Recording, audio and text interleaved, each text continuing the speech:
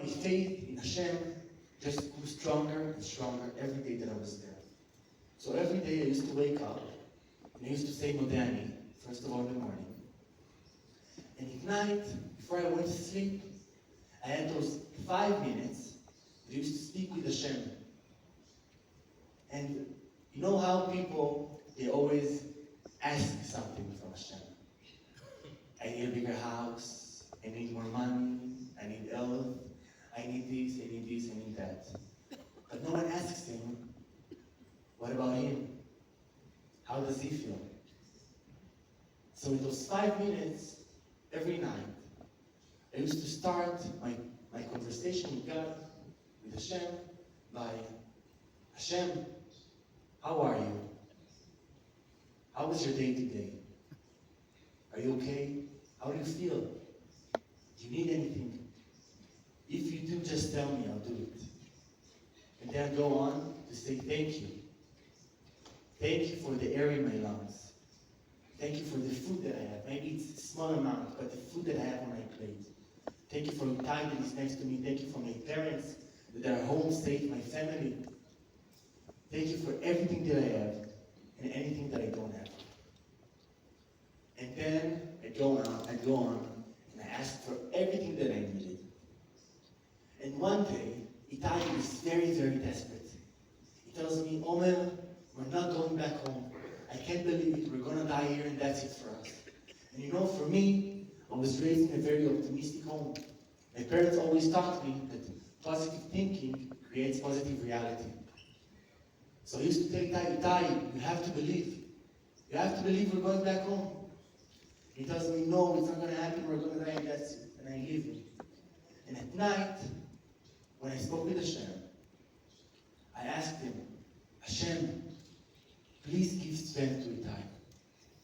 Please make him believe that we're going back home. And I went to sleep. And the next morning, as I wake up, the first thing Itai tells me is, Omer, we're going back home. I believe it with all my heart. We're going back home. I was shocked. I was stunned to see how my prayers, they were answered so fast. A few weeks go by, and the terrorist comes to the apartment, and he tells us, guys, in a few days, there's going to be a ceasefire, and the woman and the children, they're going to be released. So Maya, she's going back home. Itai and I, we were so relieved. We didn't care what's going to happen anymore. We knew that Maya, she's going back home, and that's it. That's okay. And then I remembered that Itai is 18 years old. He did not go to the army. So I tell the terrorist, what about Itai? He's 18 years old, he did not go to the army. And he tells me, I don't know, I have to check with the manager. And a few days go by, and the ceasefire comes. And Maya, she was released, she went back home. And another 2 days go by. And the terrorist comes again at night. He tells us, guys, tomorrow the war starts again, and we have to split you up. You know, for me and Itai, it was the scariest thing. It was our nightmare. To be there all alone. I can see everyone is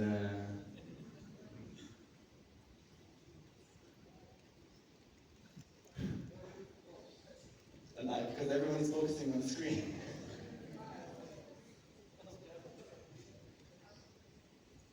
And I remember Itai getting up, going with the terrorist. And I hug Itai before he leaves.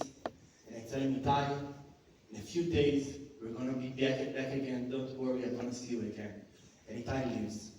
And I go to sleep with the fear that tomorrow I'll wake up to the sound of war again. And the next morning, I wake up, and I don't hear any jets in the sky. And I don't hear any sound of shooting or explosion or nothing. Not any sign of war. And at night the terrorist comes again and he tells me, Omer, the ceasefire continues, and Itai, he was released. He went back home.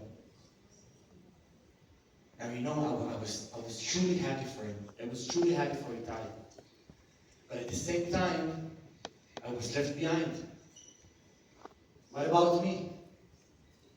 I don't get to go home. For the next 3 days, I stayed inside this apartment by myself, alone. I felt like I was going crazy. Crazy. I didn't know what to do anymore. And after 3 days, the terrorist comes again at night. And he tells me, Omer, get up, get your things, you're leaving. And I look at him and I tell him, am I going home? And he tells me, no, we're going under to the tunnels. And I grab my things. And we start to walk.